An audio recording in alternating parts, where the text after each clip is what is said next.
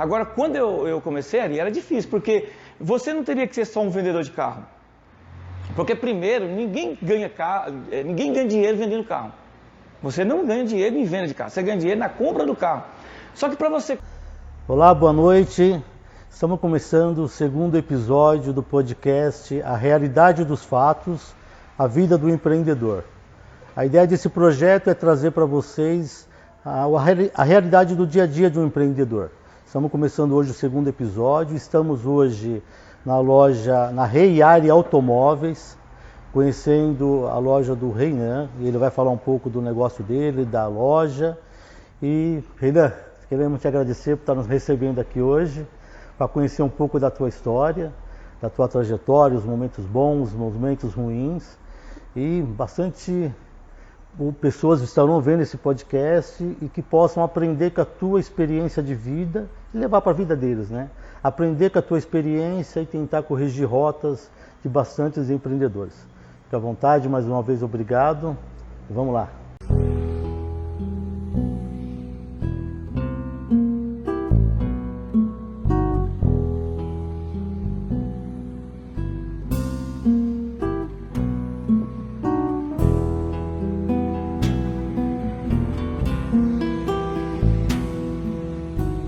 Seria eu que agradeço, quero dar uma boa noite a todos, né, que vai estar nos assistindo aí, ouvindo, e é isso aí. Nós somos da Reiari Automóveis, estamos já aqui desde 2003, no mesmo endereço, sede própria, na Avenida Dr. Silvio de Campos, 1183, Perus. E já estamos nesse empreendimento já desde 2003, aqui em Perus. Já 19 anos já, né? Isso, 19 anos já passou por várias crises, bastante, vários momentos difíceis. Mas conta pra nós aí um pouco da tua trajetória, como que nasceu isso? Antes você trabalhava já empreendendo, era empregado de empresa? Quando que você resolveu que não quero mais, se é que trabalhou de empregado, né? Quando você resolveu virar essa chave e falar, vou empreender, tomou essa coragem de se aventurar no mundo do empreendedorismo?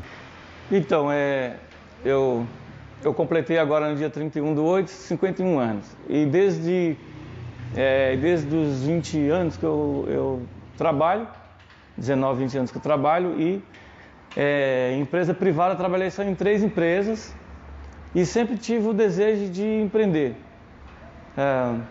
Trabalhei no MAP, né, loja de departamentos, depois... MAP nem existe mais, né? Nem existe mais. MAP revela a idade, hein? É realidade. No MAP, depois do MAP nós fomos para uma empresa chamada Alpac e depois para uma outra empresa, Sami, lá na Zona Leste. Só que nesse meio termo aí de Alpac e Sami, eu sempre tive o desejo de ter o próprio negócio. E nesse desejo, nasceu um desejo porque como eu era da área de logística, eu me formei em administração voltado para logística, então eu queria montar uma transportadora. Aí eu comprei caminhão, comprei Kombi e fui me empreender nesse segmento. Aí depois fiquei algum tempo, mas vi que não era aquilo que era. O que te fez você enxergar que não era aquilo? Quanto tempo você atuou no ramo de transporte? Então, entre a empresa e o próprio negócio, que na verdade o transporte, eu não cheguei efetivamente criar ter a transportadora, ter um CNPJ transportadora. A gente fazia o trabalho de transporte com o próprio caminhão da gente, mas não com CNPJ ainda, prestando serviço, né? E ali para entender se eu seguiria naquele segmento ou não. Embora era um bom segmento, mas não era bem aquilo que, depois que eu entrei mesmo no negócio, não era bem aquilo que eu queria. Mas sempre dentro de mim o desejo de empreender. Eu trabalhava nas empresas e eu percebia que tinha esse desejo dentro de mim. Até um desejo também de crescimento, né, Ari? Porque a gente veio de uma família bastante simples, e quando eu falo simples, eu estou falando em todos os sentidos, principalmente na área financeira, e o brasileiro ele sempre quer inovar, quer fazer alguma coisa. E foi o que aconteceu comigo. Eu fui para essa área, até que comecei a crescer nessa área, mas não fiquei muito tempo. Eu acho que eu fiquei em torno de 1 ano e meio, acho que não chegou a 2 anos. E aí teve a oportunidade de ir para um outro segmento, que foi o ramo de automóveis, que nós estamos até hoje. É claro que... Mas essa virada, só para eu entender, você monta uma transportadora ainda trabalhando como empregado? Tendo rotina dupla? Não. Você já tinha saído do... Como eu falei no início, eu era responsável pela logística da empresa. E por isso até que fiz também a faculdade na área de logística. Só que, depois que eu fui demitido da empresa, eu tinha um certo tempo, né, ia fazer acho que 8 anos e meio, eu fui demitido da empresa. E agora, o que fazer? Vai à procura de um outro trabalho? E foi bem numa época que estava bem escasso esse negócio de trabalho, né? Isso aí também deu uma forçada, podemos dizer assim, de querer abrir o próprio negócio. Só que aí eu acabei saindo da empresa, comecei a trabalhar por conta própria com a Kombi, né? Fazendo entregas e caminhões. Eu tinha uma Kombi e 2 caminhões. E aí já tinha motorista que estava trabalhando para mim.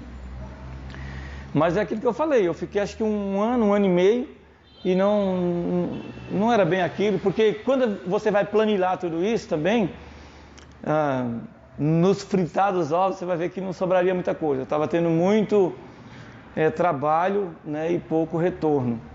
Pode ser também que, por ser um novo negócio, um novo segmento, talvez ainda eu não tinha todos aqueles macetes que deveria ter. Mas eu aprendi muito com isso também.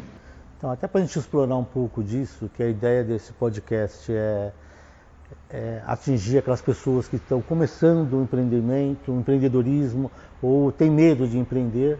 Então, até para explorar um pouco disso. Então, você monta a transportadora, depois de 1 ano e meio você percebe que você está queimando dinheiro, não está dando lucro.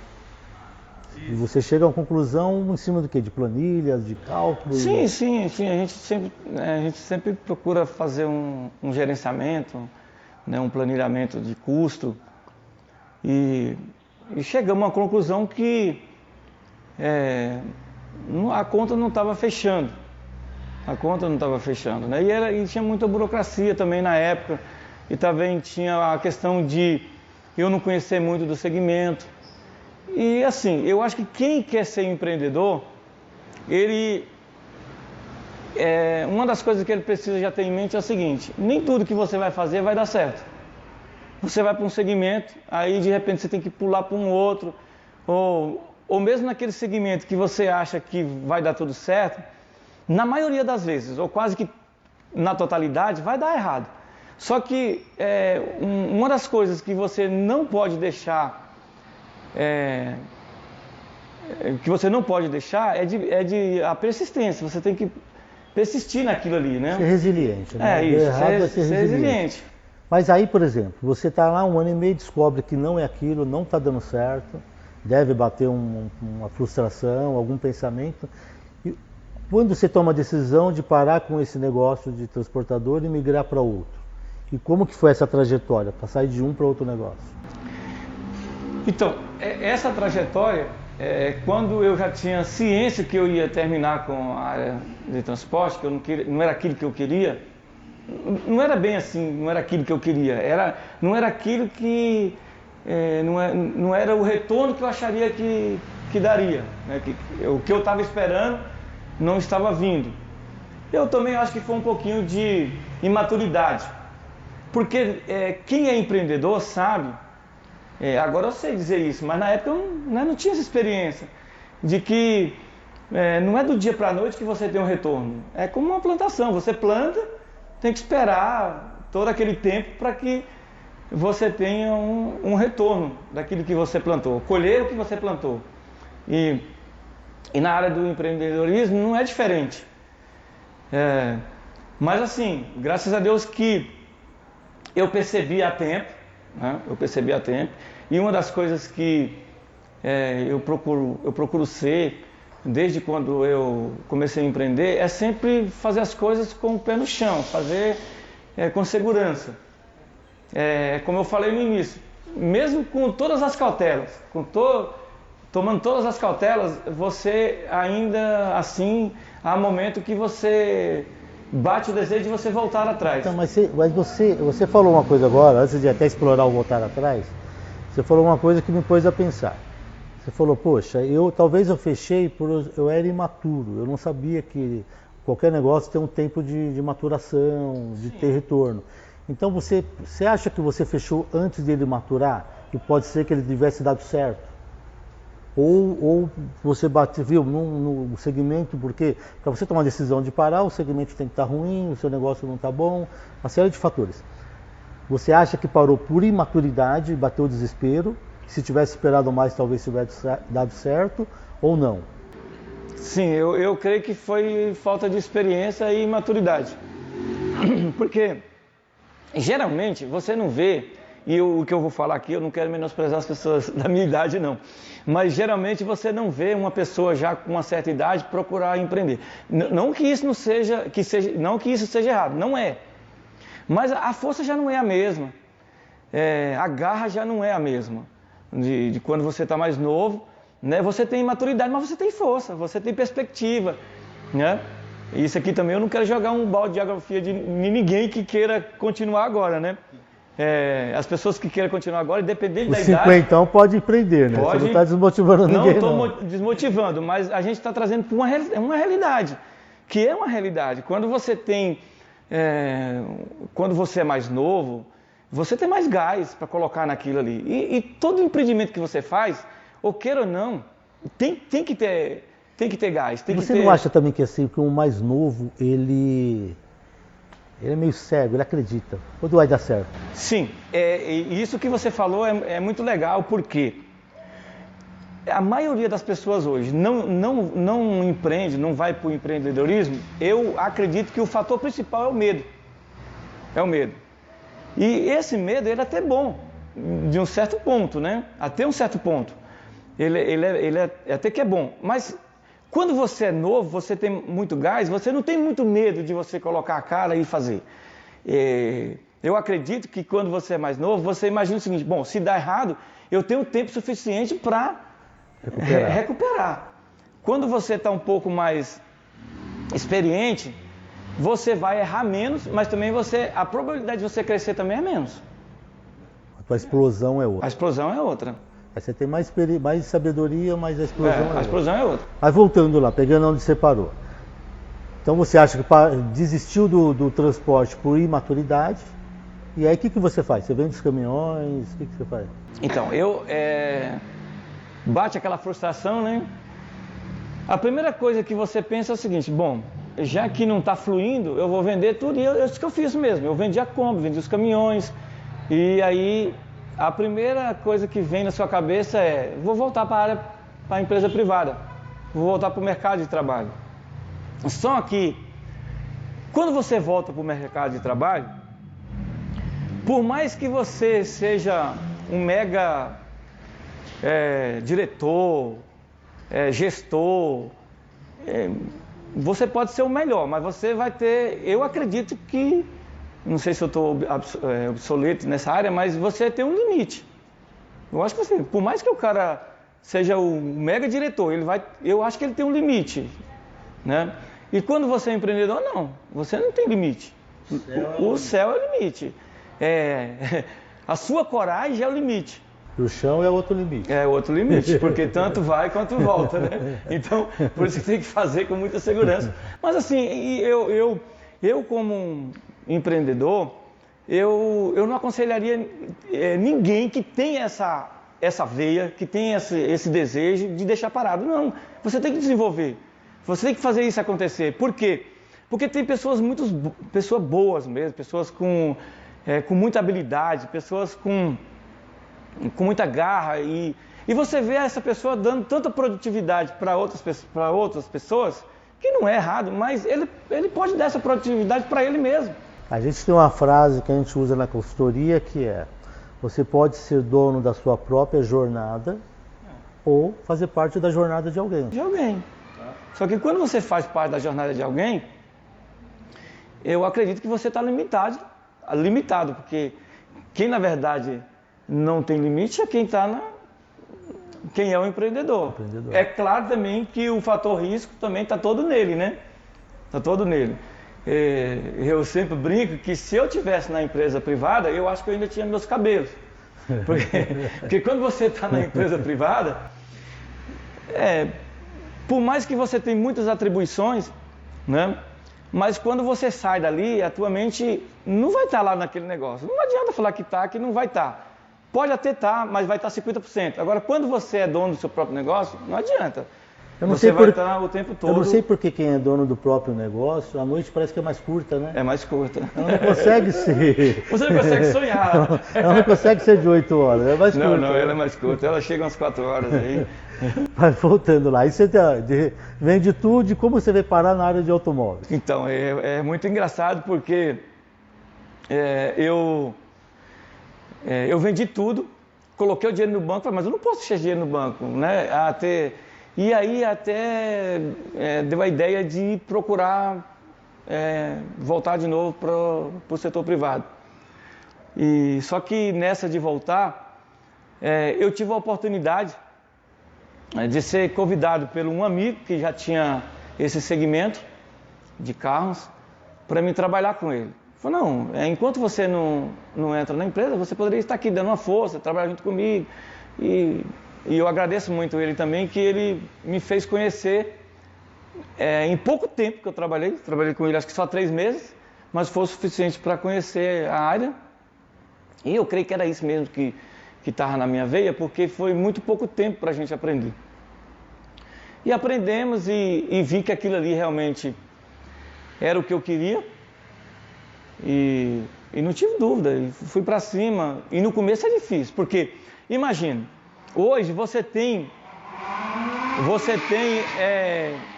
uma estrutura fenomenal que está te dando um amparo. Por exemplo, hoje você tem as vistorias que você pode vistorar os carros, você tem todo um apanhado que pode fazer tudo para você, que já vem você paga por isso, mas já vem pronto para você. Agora, quando eu comecei ali, era difícil, porque você não teria que ser só um vendedor de carro. Porque primeiro, ninguém ganha dinheiro vendendo carro. Você não ganha dinheiro em venda de carro, você ganha dinheiro na compra do carro. Só que para você comprar uma mercadoria boa... é legal, o segredo não está na venda, está na compra. Ninguém ganha dinheiro em venda de carro, porque se o Pedro, vou usar aqui um nome fictício, mas se o Pedro está vendendo o carro por 30 mil e eu tenho o mesmo carro que é 32 mil, 33 mil, esse carro tem que ter uma qualidade muito melhor do que a do Pedro para não vender, porque senão você não tem essa margem. Então a margem que você tem é na compra. Só que para você comprar bem, o que você precisa? Hoje, você tem todas essas empresas que te dão esse suporte. Mas imagine lá em 2003, que você não tinha vistoria. Você era o comprador, o vendedor, e você era muito mais ainda o vistoriador, você era um perito em carro. É tanto que eu comecei a entender tanto de carro que a gente batia o olho, já sabia se o carro tinha sido feito um retoque, se o carro tinha a procedência da onde que era aquele chassi, da placa. Até hoje os meus filhos falam, mas né, então as pessoas que eu estou conversando, eu olho na placa do carro e eu sei de onde que ele é. Mas como que você sabe? É porque isso aí eu tive que aprender lá no passado. Porque imagine, alguém chega aqui para te vender um carro e ele vende má fé. Esse carro é um dublê. Esse carro tem alguma coisa que uma pessoa que não tem uma experiência ainda não vai saber, né? Não vai saber identificar isso. E tudo isso eu tive que aprender, e eu vou falar para você, eu tive que aprender na marra. Tive que aprender mesmo fazendo, mas graças a Deus eu agradeço muito que eu nunca entrei em nenhum carro que era de procedência duvidosa. E isso chegou para mim, né? E há pouco tempo atrás, um amigo meu, ele comprou um carro e teve um problema desse. E aí eu expliquei para ele, falei, na verdade, quando você vai comprar o carro, você tem que estar cego para o valor que você vai ganhar. Você não pode ver só o valor que você vai ganhar. Você tem que enxergar se aquilo vai te trazer algum prejuízo. Não pode ser cego só no valor, porque quando você enxerga só o valor, você não vê o prejuízo que você pode tomar. Então isso nunca me prendeu. O cara vinha aqui com uma margem absurda. Não existe milagre, não existe almoço de graça. Não vem uma margem tão absurda assim. Então, isso já é de se desconfiar. Né? Então, o negócio parece ser muito bom naquele momento. Só que depois que você efetua esse negócio, que você vai vir lá na frente, aí você vai pagar por um... Mas aí, por exemplo, você começou, não tinha tanto conhecimento, imagino que no começo fez umas compras erradas, não falcatrua, mas compra com margem baixa, erros de compra, mas ainda você estava na trajetória de aprender o ofício de comprar e vender carros. Mas um negócio como o teu não é só comprar e vender carro. Não, tem toda uma administração que você tem que fazer. Mas isso aí, como veio essa história, essa curva de aprendizado, com quem você aprendeu, como aprendeu? Então, ali, uma das coisas que eu agradeço muito foi o tempo que eu fiquei numa empresa chamada Alpac Embalagens. Embora o segmento era diferente, mas eu agradeço muito porque ali foi uma faculdade para mim. Esses 8 anos e meio que eu fiquei lá, foi muito bom. Porque a parte de administração, eu aprendi muito ali na prática e na teoria também na faculdade, que até essa empresa que acabou pagando para mim a faculdade de logística, na administração e logística. E ali, como eu tinha muito contato com vendas, porque vendas, todo lugar é vendas, né? Se você vai vender um carro ou se você vai vender um refrigerante em algum lugar, é vendas.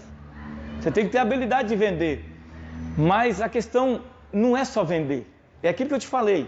Teve muitos colegas meus que empreendeu na mesma época minha que hoje eles não estão mais no mercado. Porque o fator de você ganhar o dinheiro naquele momento não significa que você vai ter aquele dinheiro pro resto da vida. Então, você ganhar o dinheiro, tem gente que tem uma facilidade muito grande de ganhar o dinheiro, mas esse dinheiro ele não precisa ser só, não é só ganhar o dinheiro em si.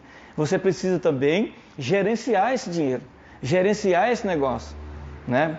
Para que o negócio ele venha paulatinamente crescendo, ou pelo menos consolidando.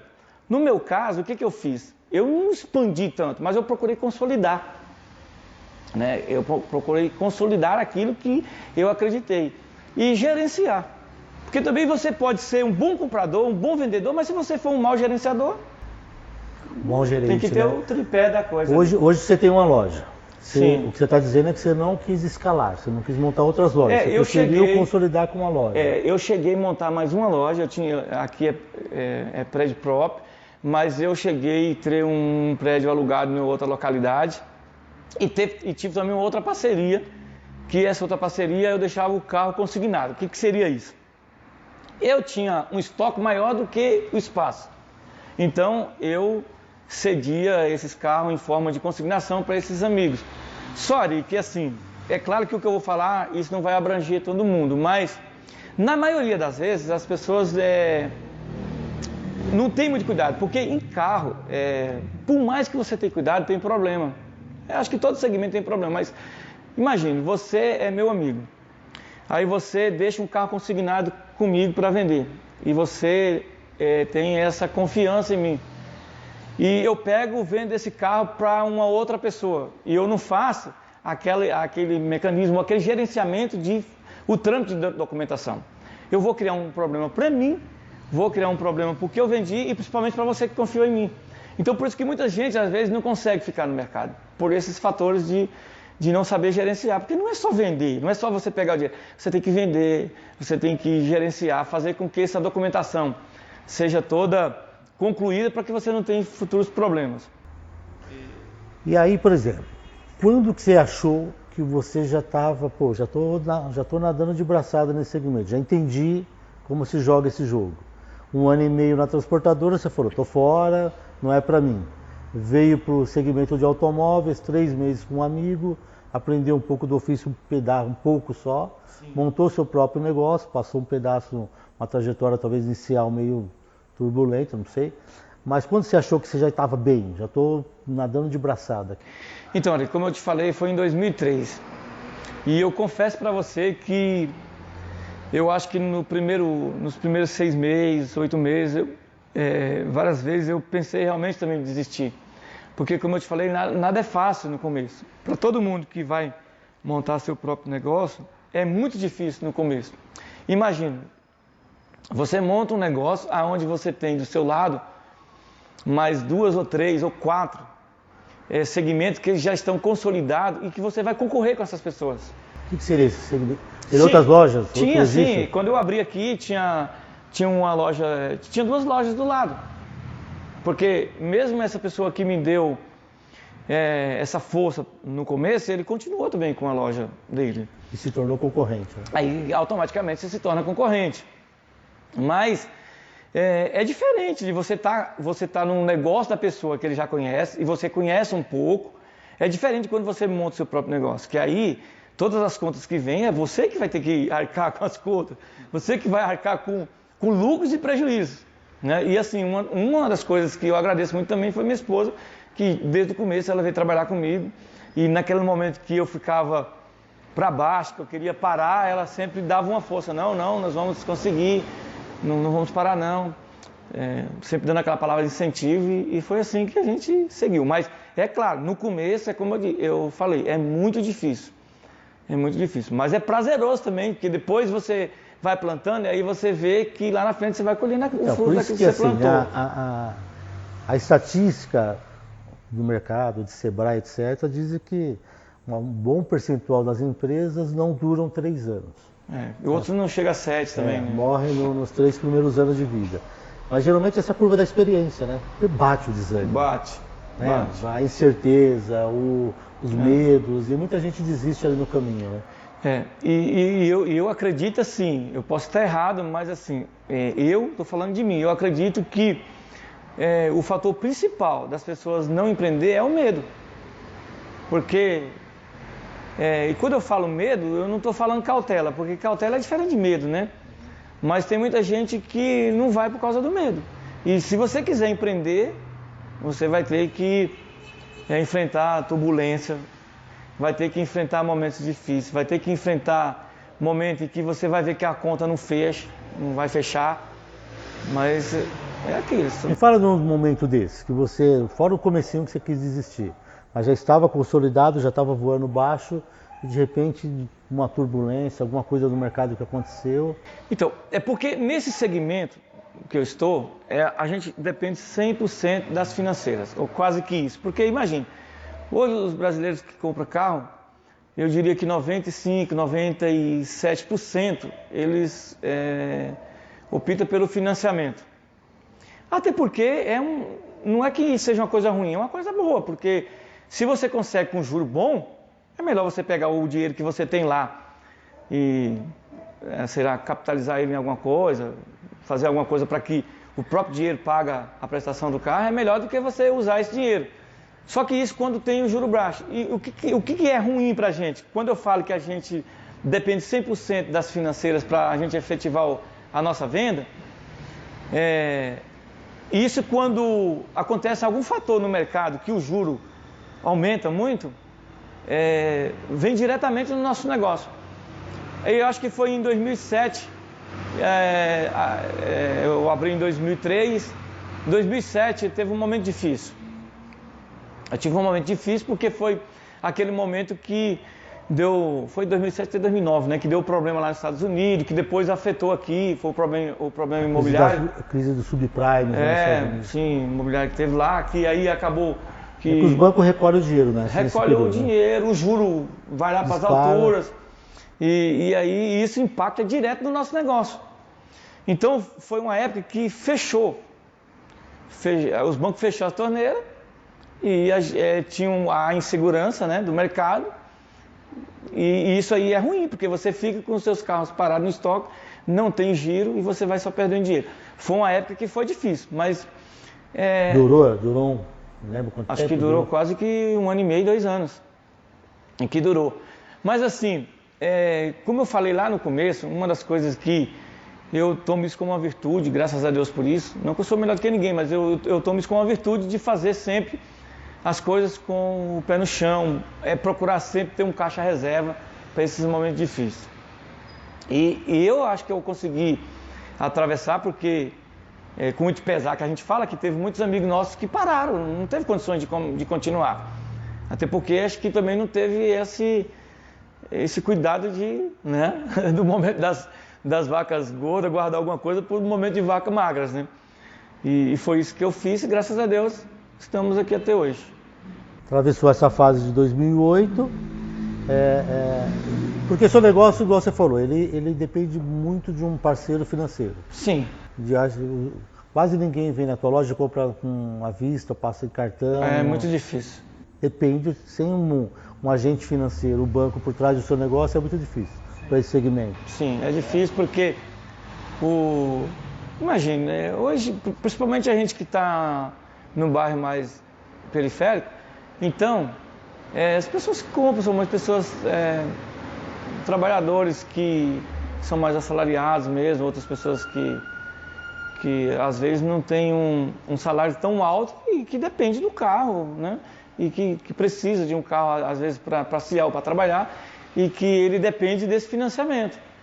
E mesmo quem tem muito dinheiro, às vezes, se for fazer cálculo, dependendo da época que ele estiver comprando, é melhor ele usar realmente o produto de financiamento, né? É claro, quando eu falo isso, tem que ver também a condições que está o juro, né? O teu mercado, ele é cíclico? Exemplo, sazonal? Por exemplo, no momento da crise do subprime, você passou 1 ano e meio aí passando dificuldade com o mercado, porque não tinha banco financiando. Mas você também tem um período quando começaram a colocar o rodízio em São Paulo, que muita gente começou a procurar o segundo carro usado. Sim. Isso afetou? Isso foi bom para você? Sim, isso foi bom porque, de uma forma geral, a tendência é de que as pessoas comprassem mais carro. Então isso impacta direto também no... E compraram mais carro? Sim, compraram mais carro. E agora, mais recente, foi a questão dos aplicativos. Né? Agora eu estou falando de uma era mais recente, né? Um tempo mais recente. É um momento bom também. Momento bom. Começaram a buscar carro também para trabalhar com aplicativo. Sim. Teve muitos... E a pandemia? Então, por incrível que pareça, de uma forma geral, a pandemia foi ruim para todos. Mas, por incrível que pareça, os momentos que eu tive que ficar com a loja fechada, a gente conseguiu migrar para o virtual. E alguns negócios a gente conseguiu concluir. A pandemia acelerou para muitos negócios e para o online, né? Sim. Por exemplo, antes o processo de uma venda de um veículo era muito burocrático. Era muito engessado. Imagine, você tinha que passar, eu vou retroagir lá, bem no começo. No começo você tinha que pegar os dados da pessoa, transcrever aquilo por um papel, né? A caneta mesmo, a mão. Depois você passava através de fax para o banco analisar, depois de 1 dia, 2 dias, que ele dá a resposta, se aprovaria ou não aquele processo, né? aquele negócio, aquele financiamento. E depois de tudo isso, imagina. Só que também as pessoas, não, como já era uma norma, era uma normalidade aquilo ali, as pessoas não te cobravam tanto. Aceitavam de boa. Só que ali, hoje, nós não precisamos de caneta mais para nada, é tudo digital. Hoje mesmo nós efetuamos um negócio que eu não conheço a pessoa, eu não vi ele pessoalmente. Comprador ou agente financeiro? Não, o comprador. Acabei fazendo um negócio que eu não sei nem quem é ele pessoalmente. O contrato foi para ele via online, o carro foi entregue para ele sem... Eu não conheço ele pessoalmente, a realidade é essa. E foi feito tudo virtualmente. Só que assim, hoje, você consegue entrar aqui, se você uma pessoa que tem um score bom, você consegue entrar aqui, dentro de 20 minutos, meia hora você sai com o carro. Antes você tinha que ficar 8 dias, 3 dias, quando era muito rápido. Só que é uma coisa também que é insaciável. Por quê? Aquele mesmo cliente que esperava lá 8 dias tranquilamente para levar o carro, Esse mesmo cliente vem aqui hoje, ele quer levar em meia hora. Só que se ele vir daqui um ano, ele quer levar em 10 minutos. Então, assim, as pessoas perderam mesmo. A facilidade desse mundo moderno nos cria ansiedade. Nos cria ansiedade. Agora, quais são os riscos do teu negócio hoje? Veja, você enfrentou 2008, que é a crise do subprime. Depois você teve 2011 as Torres Gêmeas, afetou? Muito. Também. Muito. Qualquer crise, os bancos recolhem dinheiro, é isso? Desculpa, as Torres Gêmeas, para mim, ela não afetou, porque foi em 2001. 11, né? 11, não lembro. 2001, né? Eu acho que é 11. 2001. 11 de setembro de 2001. Então, aí não... Você estava antes de você entrar? Porque eu comecei em 2003. Então você pegou 2008 e a pandemia. Sim, a pandemia e também aquela fase de transição de governo na época da Dilma, porque você estava vindo com um governo que liberava muita verba e isso impacta diretamente no nosso negócio. Então aprovava, os bancos liberou dinheiro mesmo sem conter, né? Assim, liberou muito crédito, então você conseguia vender bastante. Quando teve aquele problema lá, principalmente do impeachment da Dilma, isso impactou muito. Por quê? Imagina, um presidente da República está sendo impeachmentado. O que vai gerar na cabeça de um grande empresário? Os donos do banco, os banqueiros. Eles vão segurar, porque é normal, não sabe o que vai acontecer, né? É um fator de risco ali, não sabe o que vai acontecer com a economia, o próximo governo, o que ele vai fazer, é uma incógnita, né?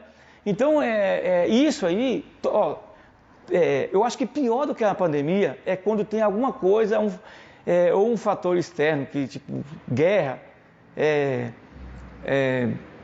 alguma coisa no governo que impacta direto na economia. Quando o impacto é direto, não que a pandemia não foi um impacto direto, foi também, mas esse negócio que vai atingir direto as financeiras, impacta diretamente no nosso negócio. Mas a pandemia, eu enxergo assim, crise de subprime, os bancos recolheu dinheiro. Na pandemia, o governo despejou dinheiro no mercado. Né? Jogou dinheiro no mercado, esparramou, então o crédito ainda estava um pouco disponível, não? Sim, estava assim. Você não tinha um mercado aberto, tua lógica porta aberta, mas se você conseguisse vender, os bancos aprovavam. Aprovava, e eu conseguia aprovar alguma coisa assim, porque tudo era online. Por exemplo, outro dia eu brinquei que eu estava lá na Bahia, eu tenho outro empreendimento lá, e a gente estava na zona rural, na Bahia. Era acho que 7 horas da noite, e como era zona rural, você tem luz só bem próximo, distante está um breu, né? Tudo, você não consegue enxergar nada. E eu efetivei um negócio ali, e depois foi engraçado que eu mandei uma foto pro cara, né, pro cliente, e ele ficou até brincando que ele não entendia, mas você está onde aí, né? Ou seja, então esse fator também de ser tudo via sistema ajuda muito, porque você consegue também efetivar o seu negócio, né? A sua venda. Não, onde você estiver, né? Te dá um pouco mais de liberdade geográfica para fechar o negócio. Sim. E aí você estava falando dos riscos. O teu maior risco, então, é o sistema financeiro? O sistema financeiro é o maior risco do teu negócio. Então, assim, todo empreendimento tem os seus riscos. No meu caso aqui, o risco, tem vários riscos, mas o primeiro risco seria que impacta direto no nosso negócio, é a questão das financeiras mesmo. Fechar o crédito, juros altos, impacta muito. E uma outra coisa também é na compra. Na compra, se você compra um carro mal comprado, você tem dificuldade para vender. Por quê? Porque você tem a margem pequena, né, de lucro, a margem é pequena, você não vai ter uma margem melhor para oferecer um diferencial para o seu cliente, e isso aí impacta também na tua venda. Né? É um fator risco também para você. Se não souber comprar, sua margem fica espremida, você não ganha, também afeta no teu negócio. Sim. Mas e o fato de hoje, por exemplo, o teu negócio é local.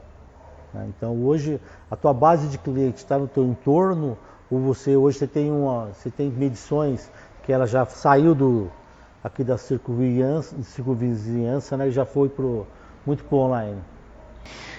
Sim, então, hoje eu sou parceiro da WebMotos, né? A gente é parceiro da Webmotos, onde que a gente tem o nosso carro também disponibilizado lá na Webmotos e mais alguns outros sites de vendas.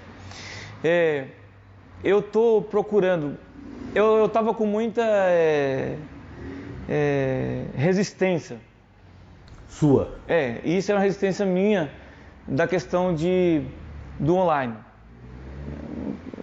Talvez não conhecer muito ainda e tudo, né? Só que, na verdade, hoje, eu acredito que o que vai permanecer é online. O que vai permanecer online. Tem muitas, principalmente a classe jovem hoje, ela não quer sair da casa dela para vir ver um carro. Ela quer ver lá na internet, comprar por lá e receber. As coisas de consumo de menor valor. Eu achava que isso era muito no segmento de roupa.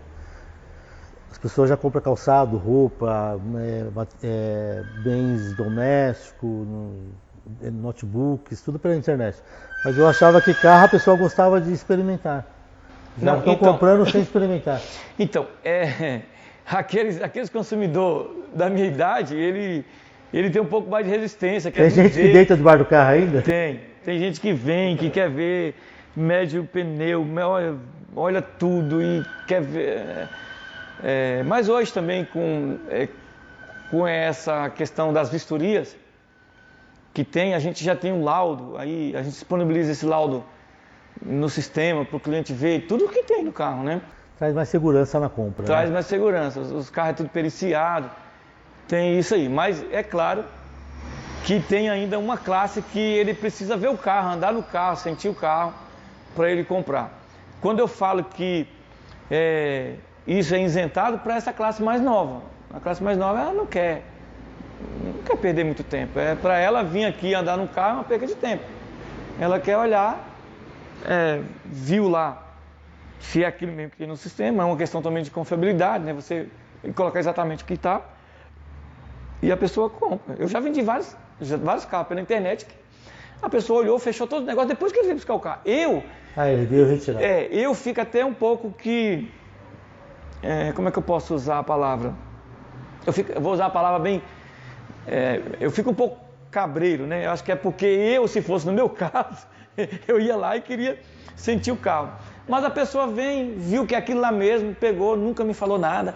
E o bom desse cliente, que é um cliente que ele não vai te reclamar de nada também. Essas pessoas praticamente não reclamam, porque ele já vê tudo, ele sabe o que quer, ele já vem definido. E quando vem aqui na loja, geralmente a pessoa vê outros carros, ele não está bem definido. E às vezes você, como vendedor, é um negócio legal, né? Uma compra mais decidida. Um cliente mais decidido, ele não tem muita variedade para estar olhando dentro da loja. Não, ele quer pode estar no site, compra direta, compra, acabou. Ele quer aquilo ali e não adianta. Agora, quando é um cliente que vem na loja, ele vem aqui para comprar o carro A. Só que ele vê o A, o B, o C, o D e aí a mente dele já vai mudando. Automaticamente vai mudando. Ele quer. É engraçado, uma vez vi uma cliente aqui que ela começou com um carro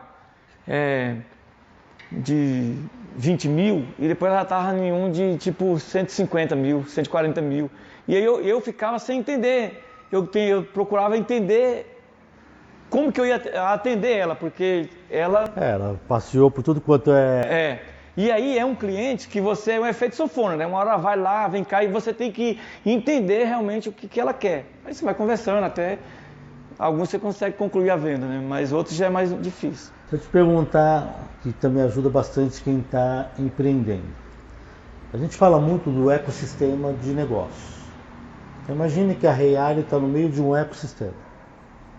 Então, no seu ecossistema você tem fornecedor, senão seu negócio não funciona. Você tem clientes, Sim. Você tem bancos, você tem governo. Sim. Sem isso você não roda, concorda? Tente pensar o seguinte agora, fornecedor, quando você monta um negócio, fornecedor, cliente, bancos e governo. Desses 4 sistemas que fazem parte do teu ecossistema, qual que você tem mais dificuldade ou que você teve mais dificuldade na tua trajetória de lidar no dia a dia? Ou se ainda tem dificuldade nos dias de hoje? Não, né? tem ainda. Então, na questão da venda, Que é o cliente. Na questão da venda é o cliente, o impacto direto é na questão de governo. Quando eu falo governo, eu estou falando de financeira, de juros. Questão de juros. Não, políticas governamentais que vai afetar o juros. Aí pensa assim, fornecedor hoje, você não tem dificuldade de fornecedor? Eu não tenho dificuldade com fornecedor, porque quem que são os meus fornecedores hoje? Meus fornecedores, por exemplo, eu preciso comprar alguma peça, que eu vou num autopeça, vou nesses mercados que funcionam até 24 horas, tipo Mercado K, outros mercados que funcionam, que vendem as peças dos veículos. E também são os parceiros que a gente tem, que são os eletricistas, mecânicos. Mas o teu produto principal é carro. Quem te abastece de carro, você também não tem dificuldade. Sim, não, aí Esses tem. são os teus fornecedores. Sim, aí agora porque eu entendi. O teu negócio porque peça é manutenção. Então, desculpa, agora o teu entendi. estoque, você compra de um fornecedor. Sim, hoje a gente compra da Colette, a gente tem uma parceria com a Toyota Colette há muitos anos já, que nós compramos deles, né? Tem uma boa parceria, uma boa amizade com o pessoal da Colette, onde que eles fornecem carro para a gente. Mas com esse fator pandemia, eles tiveram muita dificuldade, é tanto que caiu muito, eles usam o termo repasse, né? O repasse de carro para a gente caiu muito, até porque também eles precisam abastecer o estoque deles, e essa questão que não está tendo peça de reposição para os carros novos, então impactou direto para a gente. Então, foi um fator de risco. Isso aí foi. Porque, eu olho a tua trajetória, eu penso assim, lá atrás você não comprava de grandes fornecedores, de concessionários, você tinha que ficar negociando carro a carro. Não, e outra coisa, imagina, e por isso que eu falo, para quem vai empreender, no começo é muito difícil mesmo. Mas isso não é desculpa para você não empreender. Então, mas você vai achando as portas, não vai achando. Lá atrás você tinha que ficar garimpando carro a carro. Não, imagina, sabe qual que era a cruz para mim? Porque, como você já sabe, a gente tem um compromisso domingo de manhã.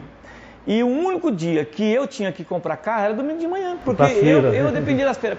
Meu amigo, eu pedi a Deus para me libertar daquele negócio, porque imagine, primeiro que eu já ia sem nenhuma vontade, eu não tinha vontade de ir ali, porque ali é difícil. Eu não estou falando que quem vende carro em feira são pessoas de má fé, mas a maioria, assim, muitos que procuram feiras para vender carro, não é todos, mas tem muitos que agem de má fé. É carro pinado, carro emendado, carro dublê. Então imagine, você é inexperiente, você precisa abastecer o seu estoque e você não tem nenhuma fonte de fornecedor. Você tem que bater cabeça, comprar na porta. Comprar na porta também é muito risco. Eu nunca fui muito fã de comprar na porta. Eu só compro carro aqui se for uma pessoa muito conhecida ou se for uma pessoa que foi indicada, de algum amigo, que eu sei a procedência do veículo. Porque imagine, você compra um veículo no valor de 50, 60 mil. Se um carro desse for de má procedência, for um dublê, se você está começando, você já quebrou. Numa primeira compra, você já se quebrou. E mesmo comprando na porta, se o carro vir com laudo, está seguro? Sim. Suponhamos que eu não te conheço, você vem aqui, o Ari veio vender um carro para mim, mas nunca vi o Ari. Ele veio aqui vender um carro para mim e eu olho o carro, vejo que o carro está tudo ok, vejo a documentação, está tudo ok. Só que, o que eu faço? Mesmo eu olhando tudo, eu mando lá na vistoria. A vistoria vai fazer uma cautelar do veículo. Os caras eles fazem a perícia do veículo. Vai ver se o veículo está ok. Aí, eles vão me dar esse respaldo. Vou pagar um valor para eles do laudo, vou ter o respaldo, mas eu estou resguardado que eu estou comprando uma coisa boa.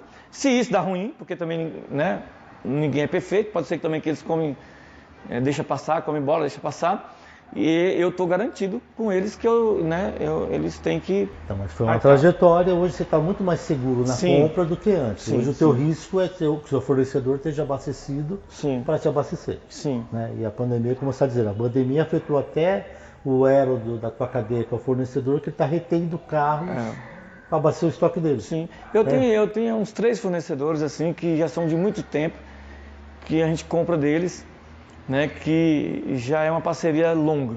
E quando eu falo uma parceria longa, é tipo de 10, 12, 15 anos. Né? Isso aí, e também até para você comprar dessas pessoas, tem um fator de confiança, e você não ganha do dia para a noite. Isso vem... É uma curva de... Tem uma pessoa que é fornecedor meu, que não vou falar o nome dele por ética aqui, não sei se eu poderia falar, então não vou falar. Mas assim, ele é um irmãozão. A pessoa tornou um irmãozão meu, uma pessoa íntegra, uma pessoa muito boa, uma pessoa de confiança, assim, entendeu? Que eu não vou lá olhar o carro. Se ele falar pra mim assim, ó, ele me chama de Newton, né? Newton, que é Newton Renan, mas chama de Newton. Newton, o carro é assim, assim, assim, eu compro de olho fechado, porque eu confio. Só que isso aí não foi de um dia pra noite. Isso aí teve que passar vários Então é anos. legal, ó. Então pense de novo no ecossistema. Então fornecedor, você fala, pô, tenho parceiros. A exemplo desse. Estou resolvido. Né? Então eu consigo administrar meu negócio com o meu fornecedor.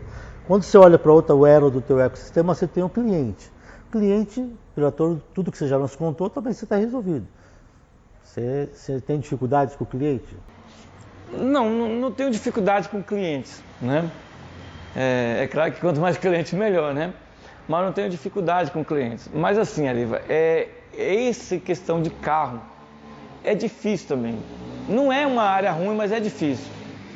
Porque imagine, você é meu amigo, eu vou vender um carro para você. Eu não tenho que usar de má fé, de engano com ninguém. Com ninguém. Mas imagine, eu vou usar com meu amigo, eu não tenho que usar com ninguém. Eu vou até dar um exemplo bom do que você está falando. Mas usar com meu amigo, né? Agora, por exemplo, eu vendo o carro, falo assim, ó, esse carro é assim, assim, assim. Eu andei no carro, usei o carro não tinha problema nenhum. Só que esse amigo meu vai usar o carro e dá algum problema. Você entendeu? Se a pessoa já te conhece há muito tempo, eu vou falar, não, isso aqui realmente deu problema, né? Ele não me enganou, deu problema. Mas quando a pessoa não te conhece, a primeira coisa que vem na cabeça do cara é o seguinte, ele me enganou. E não é, muitas das vezes você vende alguma coisa de boa fé, mas é máquina, ele dá problema. É diferente de você vender para o teu amigo, para um cliente, um pão e um carro. Qual que é a grande diferença? O pão no outro dia acabou a história. Acabou a história. O carro, o cara continua com essa história e vai... Não, e tem um amigo meu que ele fala assim, ó, Newton, um carro que você vende é um filho que você colocou no mundo. Porque parece que a sua responsabilidade não acaba mais nunca. Claro que acaba, né? Mas eu tô falando assim, que tipo assim, ó, eu já tive que pagar multa aqui de cliente que comprou o carro, tipo de 4, 5 anos que eu já tinha comprado o carro. Não sei para onde que tinha essa multa, que apareceu. Mas para não deixar o cara chateado, a gente pagou. Mas em muitos lugares não paga, porque tá lá na nota que você fez, né, que você não tem responsabilidade há X tempo. Mas a gente faz até para também não deixar a pessoa triste, não perder o cliente. Agora, por que eu estou abordando esse assunto, Renato? Porque a gente percebe muito isso para quem está empreendendo no começo ou para quem vai empreender. Então, por exemplo, se você não tiver esse elo bacana, fornecedor, cliente, bancos e governo, então a conta não fecha, o negócio não fecha. Então, o fornecedor está contando que você está resolvido. O cliente você já administra bem com o cliente. Sim. Quero crer que você já sabe qualquer situação que possa chegar na tua loja. Quando você vai para banco, tá resolvida essa parceria com os bancos? Não. Você está sempre pisando numa navalha, uma linha... Porque quando você olha fornecedor, você falou, pô, eu já tenho fornecedor, já tenho um brother, já tenho um carro, já virou amigo. Então ali eu sinto confiança, estou tranquilo. Os clientes você já domina, bancos. Então, o banco, na verdade, banco é o seguinte, o banco, por mais que a gente precisa deles, né, não vou negar que a gente precisa deles, mas na verdade o banco não é o seu amigo, o banco é um parceiro e essa parceria, ela não a parceria boa seria a bilateral, né? Mas o banco é mais unilateral. Na verdade, o banco hoje, ele não quer que você vende só o financiamento para o cliente. Você tem que vender o financiamento, você tem que vender o seguro, você tem que vender a proteção financeira, você tem que vender a proteção isso, proteção aquilo. E assim, tem cliente que entende, mas tem cliente que isso não vai entrar no seu orçamento. E imagine que eu já perdi vendas, porque o banco, graças a Deus, eu trabalho com todas as financeiras. Eu já estou nesse longo tempo, graças a Deus, né? Porque também hoje tem muitas lojas que não conseguem trabalhar com todas as financeiras. Porque tem vários fatores, né? A questão de documentação.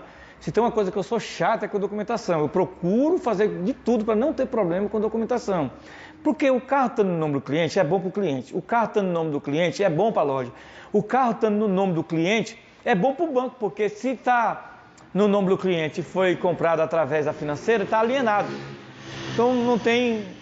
Ninguém corre risco. Não tem risco. Né? Mas existe, nessa área de lojista, de carros, existe muitos que ele pega o dinheiro do cliente e simplesmente não transfere e vai virando bola de neve. Então isso impacta também para as financeiras. Tem muitas financeiras que às vezes corta e não quer esse cara como parceiro. Né?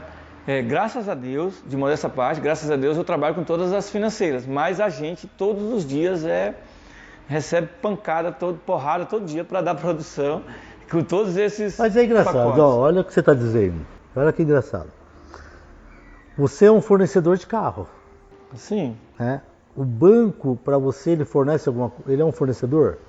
Ele é um fornecedor de financiamento. De crédito? De crédito, O teu cliente compra o produto carro ou ele compra o crédito? Ele compra os dois. Depende se ele for financiar, ele compra os dois. Só que ele compra o carro na tua mão e o crédito na mão do banco ou na tua mão? O crédito, ele é intermediado por mim, compra na tua mão. Mas é do banco. Só que o cliente, se dá algum problema com... E hoje é muito engraçado que assim, o negócio vai afunilando cada dia mais e tipo assim, e vai ficando tudo na nossa responsabilidade. Se o carro nem não chegou para o cliente, ele imagina que eu que tenho a responsabilidade de mandar para ele. Porque o cliente, olha que engraçado, o cliente ele vem comprar o produto carro, mas o crédito para pagar o carro ele está comprando do banco pela tua mão. A cabeça dele, acho que ele enxerga que você é o agente de tudo. Para você efetivar uma venda, você precisa do cliente, se for financiado, do cliente, do banco, do despachante que vai fazer a documentação, da perícia perícia que vai periciar o carro. Essa mesma perícia também faz um laudo de transferência que é obrigatório hoje. E você para você fazer a manutenção do carro, você vai precisar do eletricista, uma venda você tem tudo isso. Então, ó, fornecedor, cliente, aqui, viu que aqui você é o teu maior parceiro, talvez, junto com quem te fornece carro, é o banco que te fornece crédito. Sim. Né? E eu imagino que, por mais que você não é o cliente do banco, o cliente do banco vai ser quem tomou o crédito. É o meu cliente que é cliente do banco. Se torna cliente do banco. Sim. Mas quando ele vai buscar o crédito do banco, o banco tem os produtos de prateleira. Ele vai falar, te ofereço o crédito, mas você também tem que comprar o outro produto que é a proteção. E você vai ter que comprar mais esse produto que E ele vai oferecendo os produtos de prateleira. Que quem vende para ele é você. Quem vende para o banco, para o cliente, é você. É isso? É eu que vendo para o cliente. E se você não tiver com essa parceria com o banco vendendo esses subprodutos, também fica difícil, ele não facilita o crédito. Sim. É isso? Tem tudo então, isso. Tá bom, olha o que é um ecossistema. Então, fornecedor, cliente, agente financeiro. Agora vamos olhar o lado de cá, governo. Eu falo isso porque quem monta negócio dificilmente enxerga isso, como um todo. Como um todo. Não. Porque se você não jogar bem esse jogo com todas essas áreas, você vai tropeçar em algum lugar. Vai. Se você não entender o papel do banco, do jeito que nós estamos batendo uma bola aqui, você vai se tornar arrogante, você não vai entender, não vai dar jogo. Agora quando você vai para o governo, como você enxerga esse parceiro aqui, governo? E aí você está lidando com o governo federal, estadual e municipal. Você conversa com os três. Com os três, porque você tem que emitir nota que você vai recolher imposto para... Você emitiu nota, você está falando com o governo estadual e com o federal. E federal. Você paga imposto dos dois. Dos dois. Aí para ter essa porta aberta, você teve que pedir um alvará na prefeitura. Sim, tem que ter tudo isso. Tudo... Como que agora fala um pouco desse lado de cá do teu ecossistema. Como você enxerga todo esse papel do governo? Então, é difícil e burocrático, né? Porque eu acredito que se eles criassem um imposto único, eu acho que facilitaria mais. Porque hoje você tem que... eu dependo de tirar a nota do veículo, depois eu preciso tirar nota de serviço. Por que serviço? Porque quando esse dinheiro cai na minha conta, automaticamente é recolhido um imposto que o o meu contador, ele precisa gerar essas notas, porque senão a própria financeira me bloqueia, se você não gerar. Ou seja, é um elo, é uma corrente que você não pode... E você tem que gerenciar tudo isso. Mas ainda assim, quando você olha para o governo, ele é um parceiro do teu negócio. Porque veja, para você ter um negócio, você tem que bater lá na porta do governo federal e falar, ó, preciso me cadastrar aí. Então ele vai te dar um número de CNPJ. Sim. Né? Sim. Você vai bater na porta do governo estadual e fala, pô, preciso me cadastrar aí também. Vai te dar uma inscrição estadual. Você vai bater na porta do município e vai te dar uma inscrição municipal. Você passou a ter registro nos 3 governos. E vai prestar conta para os 3 governos. Eu brinco que o governo é quase que o nosso sócio majoritário. Porque quase os 4 primeiros meses do ano você trabalha para ele, para pagar os impostos. Mas o que a gente tenta passar, Renan, até para os empreendedores, que não com pelo menos eu tento passar não com um cunho negativo. Eu tento passar para quem está fazendo mentoria conosco, quem está passando pela nossa jornada juntos, eu tento passar que o governo, você tem que enxergá-lo como parceiro. Não, claro, parceiro, claro. Porque veja, se não tiver estradas asfaltadas, não faz sentido muito carro, concorda? Se não tiver bons rodovias fantásticas, tudo bem, o cara paga IPVA, paga um monte de impostos, mas o governo ele tem que trazer alguns benefícios para que o teu negócio continue também girando. Sim. O governo federal tem que criar políticas monetárias, políticas trabalhistas, algumas políticas para que o dinheiro circule na nação e as pessoas tenham grana para comprar carro, para comprar eletrodoméstico. Então eu sempre tento olhar para o governo como parceiro, embora sabendo que ele morde um bom percentual do teu faturamento, do teu lucro, faz parte, né? Mas eu tento sempre explorar nesse bate-papo assim, o quanto que o empreendedor consegue dimensionar tudo isso. Você acha que eles dimensionam? Fornecedor, cliente, bancos de governo. Sim, então, isso aí é o seguinte, quando você vai abrir o seu negócio, você tem que ter tudo isso em mente. Você acha que eles têm, quem está abrindo? Eu acho que não. Não? Ele deve ter, assim, não tudo, mas pelo menos um pouco tem que ter. Aí depois ele vai aprendendo, porque tem muita coisa também que você vai aprendendo no dia a dia. Vai aprendendo fazendo. Mas aí, se você não aprende antes, você já escolheu o tipo de empresa errada. Então você vai fazer igual eu fiz, vai chegar lá na frente, vai bater com a cara na parede e retornar.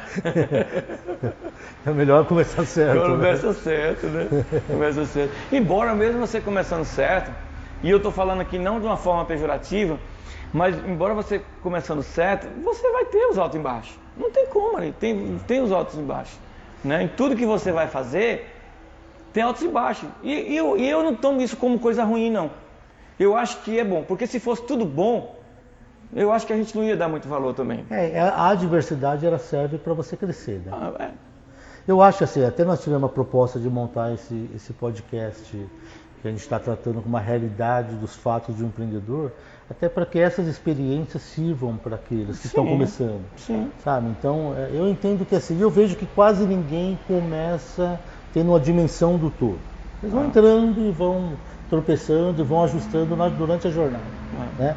Mas a melhor forma de aprender é quando você olha para outro e aprende com o erro do outro. Sim, né? Sim. Renan, 1 hora de bate-papo, meu amigo. Foi rápido. Passou que foi rápido. Foi rápido. Mas foi fantástico esse bate-papo contigo. Legal. Eu vou pedir para você agora passar um recado. Tenta enxergar aquele monte de empreendedores que vão estar te assistindo. Você vai ter do outro lado da câmera aquele que está sonhando e com medo. Você vai do lado de lá, você vai ter aquele que já começou e falou, estou naquela fase dele lá de trás, da transportadora, estou pensando em desistir, estou pensando em jogar tudo para cima, está dando tudo errado. Você vai ter nessa fase aquele que está dando certo, mas ele vai bater na parede, ele não está percebendo.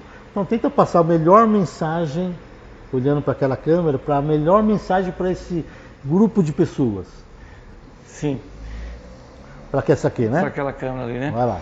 Então, qual que é a mensagem que eu quero deixar para você que está pensando em ser um empreendedor, tem esse desejo no coração de ser um empreendedor? que nunca deixa morrer esse desejo. O medo vai existir, mas é melhor você arriscar com medo ou você ficar com medo e não fazer nada. Então assim, não desista do seu sonho, né? Não desista de fazer aquilo que você deseja fazer.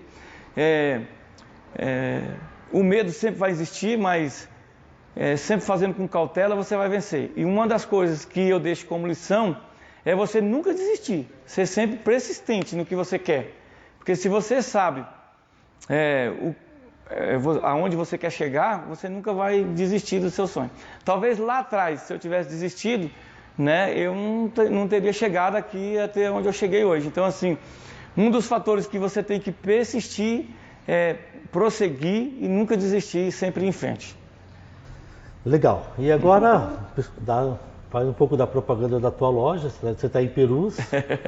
Nós estamos aqui na Avenida Dr. Silvio de Campos, 1183, em Perus.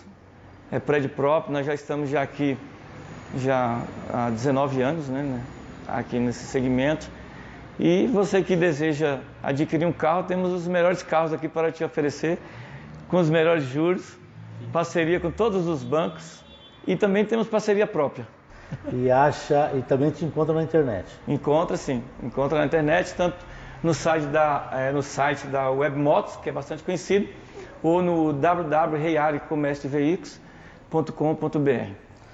Renan, mais uma vez te agradecendo por ter aberto as portas para nós. Hoje é o segundo episódio dessa série. Legal. Pessoal, a ideia nossa é trazer esse conteúdo semanalmente para vocês, trazer a realidade, tentar mostrar um pouco disso, da trajetória do empreendedor, que não é só flores, não é só céu azul, tem um monte de tormentas, mas que os empreendedores novos possam tirar proveito disso, né? Sim. Então, estamos encerrando por aqui, agradecendo. Daqui uma semana, mais um episódio, aí seremos o episódio 3. Aí sim, legal. E esperamos estar ajudando bastante empreendedores com esse projeto. Muito obrigado, boa noite. Boa noite. Obrigado, Renan, mais uma vez. Espero ter ajudado alguém. Deus abençoe. Ajudou, com certeza. Obrigado.